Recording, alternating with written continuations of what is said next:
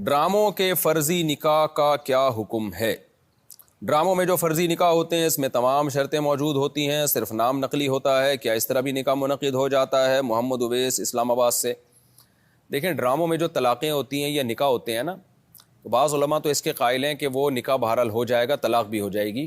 اکثر علماء اسی کے قائل ہیں کہ اگر ڈرامے میں کسی نے طلاق دی اور اپنی بیوی کو دی، چاہے وہ ڈرامے میں ہی دی ہو تو بھی طلاق واقع ہو جائے گی، کیونکہ اور ان کی دلیل یہ حدیث ہے، ثلاث جدہن جد وہزلہن جد، کہ تین چیزیں ایسی ہیں جن میں مذاق بھی حقیقت اور حقیقت بھی حقیقت ہے، غلام کو آزاد کرنا، نکاح اور طلاق۔ تو اگرچہ نام چینج ہوتا ہے لیکن وہ تو سامنے بیٹھا ہوتا ہے نا کہ جس سے نکاح ہو رہا ہے کہ بھئی اس سے تمہارا نکاح ہو رہا ہے۔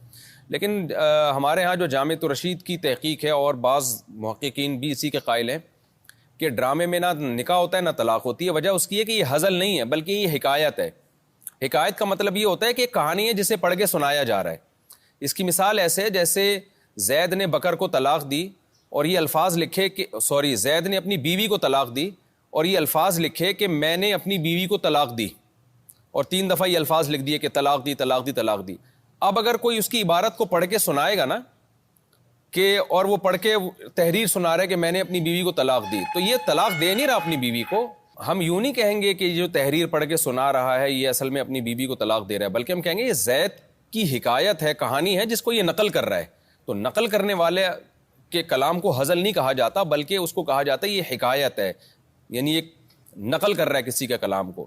تو ڈرامے میں بھی پہلے سے ایک اسکرپٹ لکھی ہوئی ہوتی ہے، ایک کہانی ہوتی ہے، اس کہانی کو جو کردار ہے نا، جو بھی فنکار اداکار ہے وہ اس کہانی کو ریوائز کر رہا ہوتا ہے، اس کو پڑھ کے سنا رہا ہوتا ہے، گویا نہیں اس کو ایکٹنگ کر کے اسی کہانی کو نقل کر رہا ہوتا ہے۔ تو حکایت کی وجہ سے بہت سے علماء اس کے بھی قائل ہیں کہ جو ڈراموں میں جو طلاق دی جاتی ہے یا نکاح کیا جاتا ہے وہ منعقد نہیں ہوتا۔ اب میں اس بحث میں فی الحال نہیں جاتا کہ اس میں کون سا قول صحیح ہے کون سا قول کمزور ہے۔ یہ تو جب کوئی واقعہ ہو تو کسی بھی موقر دینی ادارے سے باقاعدہ کسی دارالافتاء سے فتویٰ لیا جائے۔ یہ جو آج کل نئے نئے اسکالرز آ رہے ہیں نا، بس بیٹھ کے لوگوں نے اب انہی سے نکاح طلاق کے احکام بھی پوچھنا شروع کر دیے، بہت خطرناک بات ہے یہ علم میں کامل نہیں ہوتے، پراپر نہیں ہوتا ان کا علم، اور پھر ضلوا و اضلوا کا مصداق بنتے ہیں۔ جیسے حدیث میں آتا ہے کہ قرب قیامت میں علماء اٹھیں گے، لوگ جاہلوں کو اپنا سردار بنا لیں گے۔ تو اس لیے بجائے کسی شخص سے فتویٰ لینے کے پراپر کسی دینی ادارے سے فتویٰ لینا چاہیے۔ دارالعلوم کرنگی ہے، بنوری ٹاؤن ہے، یا جامع الرشید ہے، یا جامعہ اشرفیہ لاہور میں، یا کوئی بھی جو پراپر دینی ادارہ ہو جو صدیوں سے ایک سلسلہ چلا آ رہا ہے، علم کا ایک مرکز ہو۔ لیکن اتنی بات ضرور ہے کہ قطع نظر اس سے کہ طلاق ہوتی ہے کہ نہیں ہوتی، یہ عمل احتیاط کے بہرحال خلاف ہے۔ لہذا اول تو یہ ڈرامے شراموں سے لوگوں میں خیر کم پھیلتی ہے، شر زیادہ پھیلتا ہے۔ لیکن اگر ڈرامے میں کوئی کریکٹر ایسا کر بھی رہا ہے نا، تو پھر اس طریقے سے ہو کہ بالاتفاق نکاح منعقد نہ ہو، یعنی ایسا کام نہ کیا جائے جس سے شک پیدا ہو جائے، کیونکہ بہت سے علماء اس کے بہرحال قائل ہیں کہ ڈراموں میں جو نکاح ہوتا ہے وہ نکاح ہو جاتا ہے اور جو طلاق ہوتی ہے وہ طلاق ہو جاتی ہے۔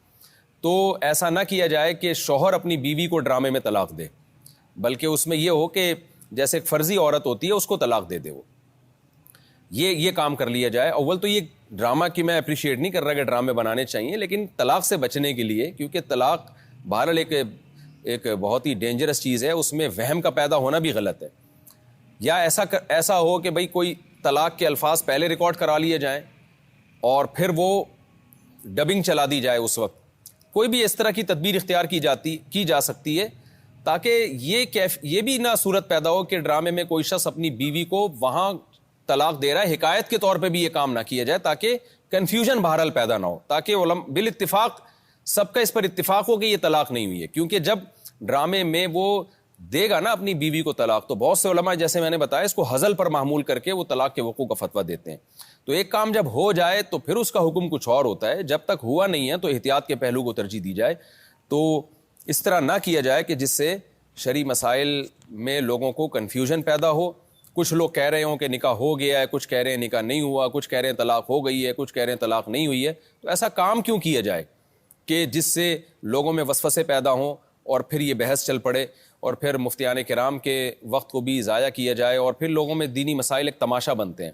تو ایسا کام نہیں کرنا چاہیے۔